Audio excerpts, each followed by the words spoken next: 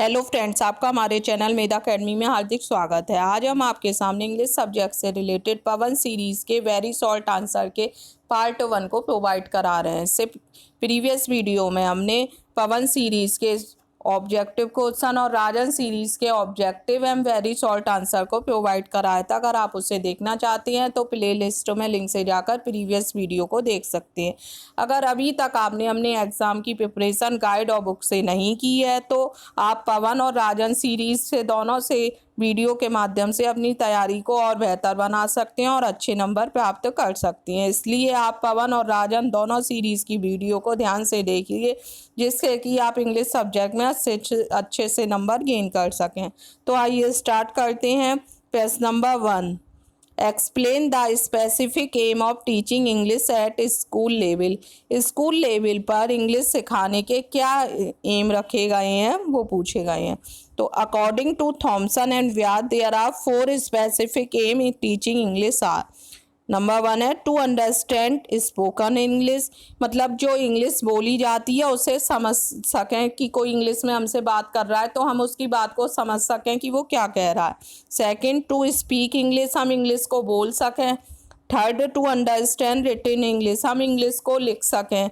तो ये जो स्पेसिफिक एम है इंग्लिश टीचिंग के स्कूल लेवल पर जो बताए जाते हैं। नेक्स्ट है write the one principle of language learning in teaching English. English teaching के लैंग्वेज लर्न कराने का कौन सा प्रिंसिपल है, तो उस प्रिंसिपल का नाम है ओरल अप्रोच, मौखिक दृष्टिकोण का सिद्धांत के नाम से जिसे जानते हैं ओरल अप्रोच। नेक्स्ट है explain the methods of teaching reading. Teaching जो है रीडिंग कराने के क्या मेथड है उसके बारे में पूछा है। तो there are following method of teaching English. सबसे पहला है अल्फ़ाबेट मेथड, जिसे हम जानते हैं वर्णमाला विधि के नाम से। सेकंड है फोनिक मेथड, जिसे हम ध्वनि विधि के नाम से जानते हैं। नेक्स्ट है लुक एंड से मेथड, देखो और पढ़ो विधि। नेक्स्ट है द सेंटेंस मेथड, वाक्य विधि के नाम से जानते हैं। ये जो हमारे हैं ये रीडिंग कराने के लिए टीचिंग कराते हैं, उसमें कौन से मेथड को हम यूज़ करती हैं वो ये बताए गए हैं। नेक्स्ट है what is story method. Story method क्या है। In this method simple stories taken which is interesting in dealing with connected with the child everyday life.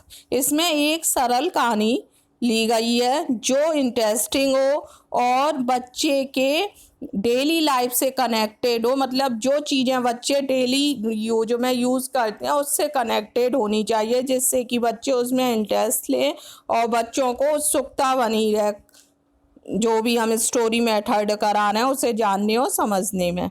Next है define the definition of approach. Approach की definition बतानी है तो इसमें Anthony ने define किया है अप्रोच को।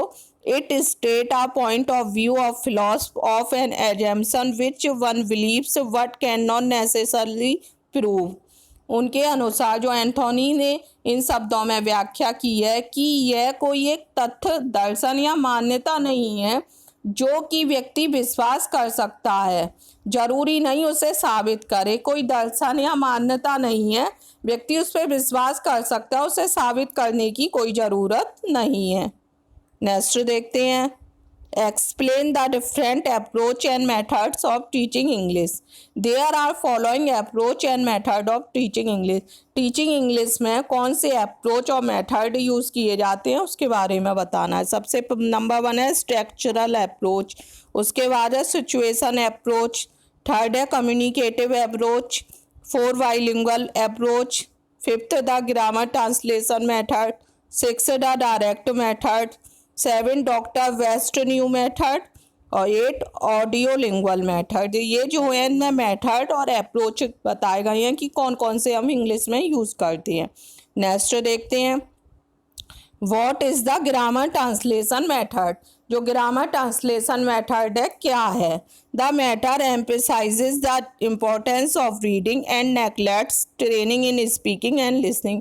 जो ग्रामर ट्रांसलेशन मेथड है वो रीडिंग पर बहुत ज़्यादा जोर देता है। उनके अनुसार रीडिंग करना बच्चों को आना बहुत ज़्यादा ज़रूरी है और उन्होंने बोलने और सुनने को नेगलेक्ट किया, उसकी ट्रेनिंग पर कोई ध्यान नहीं दिया। उनके हिसाब से बच्चे को पढ़ना आना ज़रूरी है, स्पीकिंग की और लिसनिंग की कोई ट्रेनिंग नहीं होती है, उसकी कोई ज़रूरत नहीं है।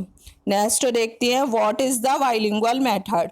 बाइलिंगुअल मेथड क्या है?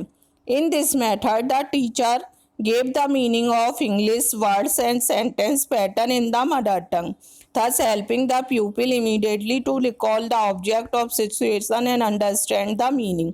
बाइलिंगुअल मेथड में टीचर इंग्लिश के शब्दों एवं वाक्यों को जो हमारी मदर टंग होती है मातृभाषा में मीनिंग बताता है, जिससे कि बच्चे उसे समझ सकें। बहुत से बच्चे ऐसे होते हैं जो इंग्लिश में नहीं समझ पाती हैं, तो टीचर उसे मातृभाषा में बता देते हैं उसके मीनिंग को। इस प्रकार वह बच्चों को वस्तुएं एवं घटनाओं को पुनः स्मरण कराने और अर्थ समझाने में सहायता प्रदान करता है। मतलब बाइलिंगुअल मेथड में ऐसा नहीं है कि टोटली आपको इंग्लिश पढ़ानी है। कोई चीज़ बच्चे को नहीं समझ आ रही है तो टीचर उसे मदर टंग में समझा सकता है, उसका अर्थ मदर टंग में बता सकता है। नेक्स्ट देखते हैं explain one merits of bilingual method. Bilingual method की क्या मेरिट्स है एक वो बतानी है। Bilingual method emphasise of development of skill of language listening speaking reading and writing. जो बाइलिंगुअल मेथड है उसके किस स्किल पे जोर दिया है? लैंग्वेज लिसनिंग पर, स्पीकिंग रीडिंग एंड राइटिंग, उन्हें चारों पर जोर दिया है। सुनना, पढ़ना, बोलना, लिखना ये सभी जरूरी हैं बच्चों को पढ़ाई के लिए, मतलब डेवलपमेंट के उनके पूर्ण रूप से विकास के लिए ये चारों जो स्किल है लिसनिंग स्पीकिंग रीडिंग राइटिंग, ये चारों स्किल बहुत ज़रूरी हैं भाषा सीखने के लिए, लैंग्वेज सीखने के लिए। नेक्स्ट देखते हैं write the one advantage of doctor West new method. Doctor West new method की क्या एडवांटेज है एक बतानी है। The method assign an important place into reading skill.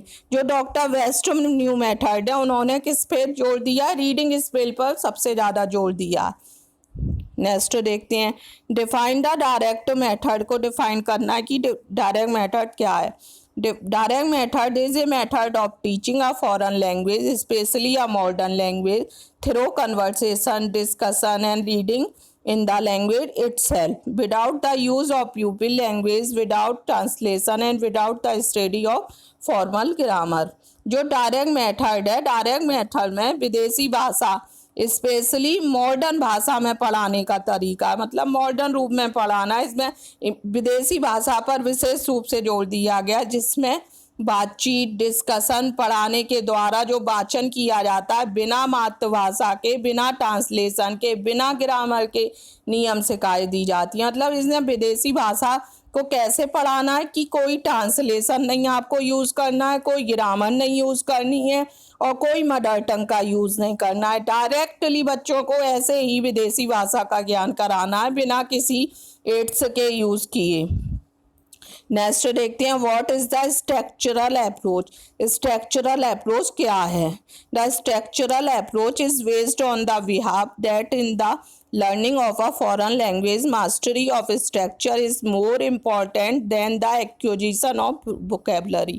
मतलब स्ट्रक्चर अप्रोच में यह माना जाता है कि विदेशी भाषा को सिखाने के लिए जो स्ट्रक्चर होते हैं सेंटेंस के प्रारूप पर उनका अभ्यस्त होना ज़्यादा ज़रूरी है, ना कि वोकेबलरी याद करना। उनके अनुसार बच्चे को जो सेंटेंस का स्ट्रक्चर होता है उसके बारे में जानकारी होनी चाहिए। ये ज़रूरी नहीं है कि उसे बहुत ज़्यादा मीनिंग याद हो, लेकिन उसका बेस क्या है कि उससे सेंटेंस का स्ट्रक्चर पता होना चाहिए, किस तरह का स्ट्रक्चर है सेंटेंस का, कैसे हमें सेंटेंस को बनाना है। वोकैबुलरी ज़्यादा से ज़्यादा याद होने का उसका कोई ज़रूरी नहीं है। नेक्स्ट देखते हैं explain the types of category है, टाइप्स या कैटेगरी एक ही चीज़ है, स्ट्रक्चर की क्या क्या होती है।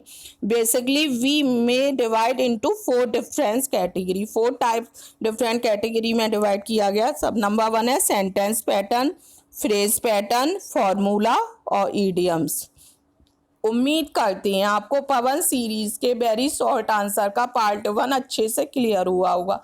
अगर आपको हमारा वीडियो पसंद आया हो तो प्लीज़ हमारे वीडियो को लाइक कीजिए और इसका अगला पार्ट देखने के लिए हमारे चैनल को सब्सक्राइब कीजिए और अधिक से अधिक लोगों को शेयर कीजिए। आप हमारे चैनल से जुड़े रहिए, हम आपको ऐसे ही और पवन और राजन सीरीज़ के short answer, very short answer के वीडियो प्रोवाइड कराते रहेंगे और आपकी तैयारी और बेहतर करवाते रहेंगे, जिससे कि आप अच्छे से मार्क्स गेन कर सकें एग्ज़ाम में।